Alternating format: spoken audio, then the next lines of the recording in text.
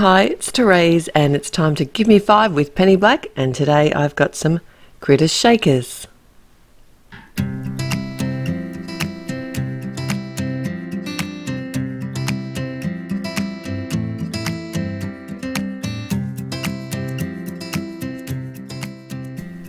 Have you seen that the last couple of releases from Penny Black have some really cute critters, and I thought it'd be fun to sort of combine a few of these really sweet images and make some shaker cards.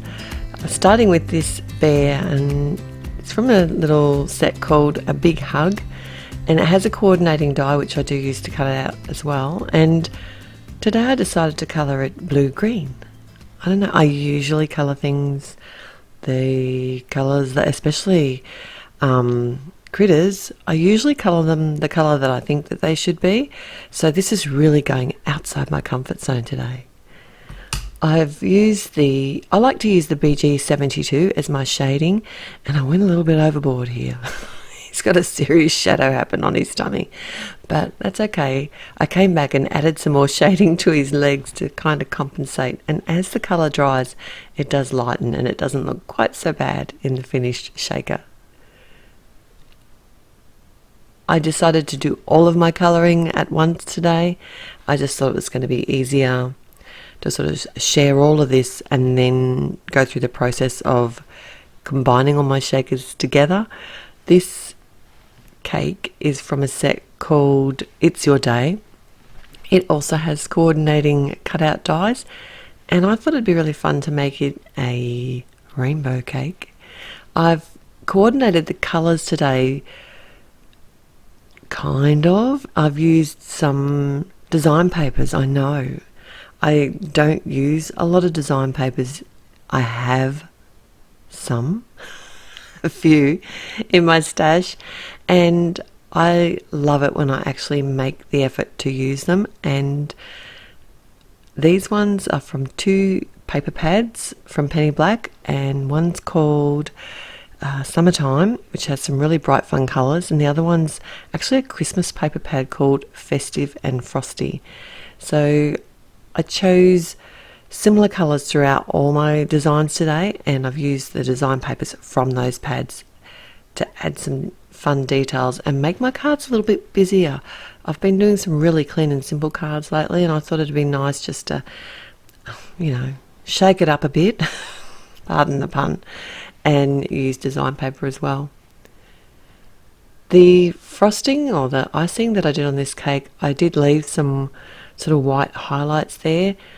I'd like to colour this cake again and do it a little bit better than that. I think because it's going to be behind a shaker, it doesn't matter. I think it looks okay, but I reckon I can do better frosting. I've seen some colouring that just looks incredible with highlights and things like that. I didn't have a lot of time today to focus on that, but it's something that I do want to practice, and when I have time I know I'm going to really enjoy colouring this cake again. And I like the fact that it's a rainbow cake.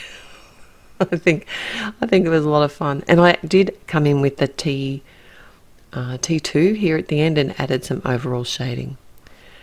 After I coloured all of my images, I did actually come in and restamp them with the Onyx Black, and that adds such amazing details to the images. So I like to leave them in place in my Misty tool, like leave the stamp in place in my Misty tool while I'm doing the colouring, and then I can come back, because I initially stamped it with the Tuxedo Black, which is a Copic friendly ink, and I could have easily come back in and restamped it with the Tuxedo. I just find it's not as dark as it doesn't give that amazing detail that the Onyx Black does. So these little mice from the same set, from It's Your Day, and this sweet little one that's floating down, I actually coloured this image 5 times. I'm only going to show you it once. And I just used different colours for the floaty down bit. What would you call it? Like the cloth that it's floating down the sky in.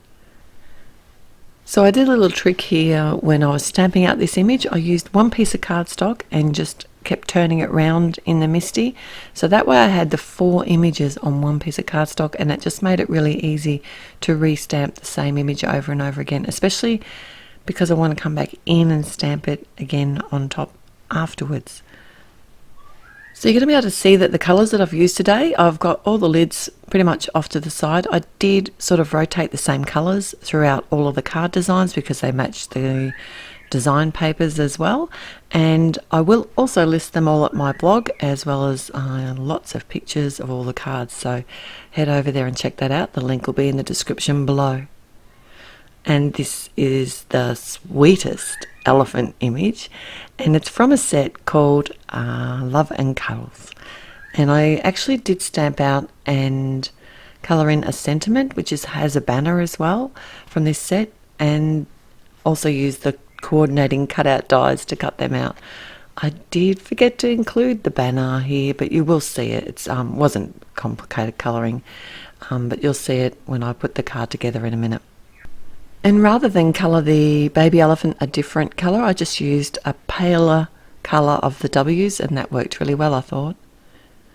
So I'm going to start creating my shakers now, and the most simple one I'm going to do first. This is got the blue bear, and I've stamped out the sentiment huggable, and I've used these stitched circles to create my window. I always need to add my acetate as soon as I do the windows because I forget to add it otherwise. And what I like to do is add some fun foam with some Be Creative tape on each side to create my well, and then add some design paper behind the same window. And I decided to create my own little shaker elements for this card. They're from the little flowers from the die set that's from the Love and Cuddles, and I used some scraps of bright cardstock to cut those flowers out. How cool is that etching from the stitched circles? I really like that. I used them in another card. This one.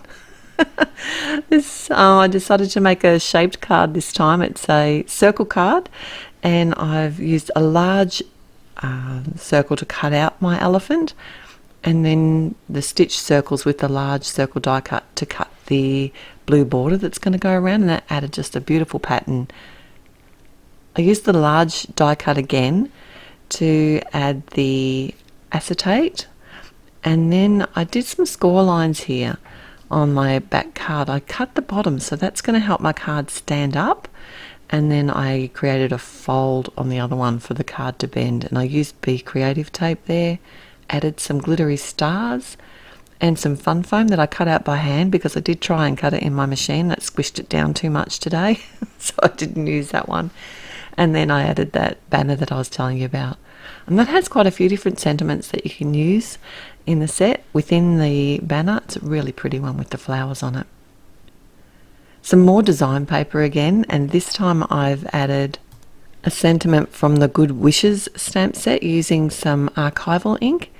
I did add some fun foam here to one of the mice just to pop it up within because this is going to be a full card shaker.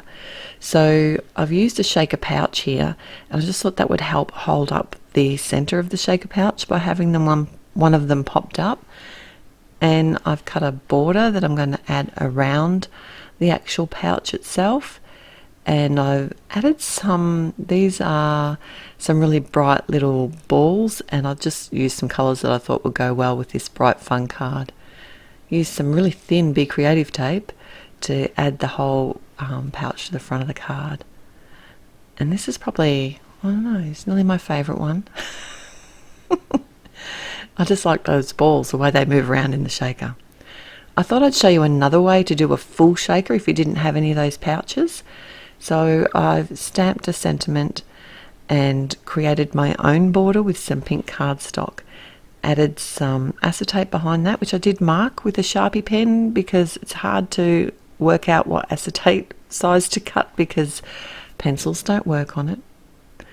I added some cardstock behind the pink panel itself because it wasn't sturdy enough, fun foam, and some shaker sequins and seed beads. And this is a really great way to get a full shaker.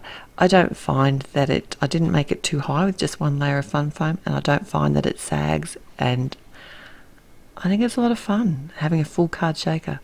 I added the little mouse with the flower for that one.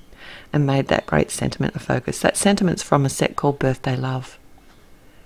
Alright, this is a fun card. I like it. This is the cake card. I've used the coordinating cutout die to cut a window in a panel because this is going to pop up on the front of the card. I've added some pink fun foam this time and some star shakers within the well, and then I can just remove the Be Creative tape so that I can create a second window. That way I can leave the shaker elements in there without having to worry about lining them up over the front of the cake. Did you notice I forgot to use the archival ink? So I did have to come back and pop the sentiment up on the front because it did smudge a bit. And that sentiment's from the beautiful heart stamp set. Don't forget to like this video if you like it, and also I would love it if you'd subscribe to my YouTube channel, and I'll look forward to seeing you again here real soon. Till next time, happy paper crafting. Bye.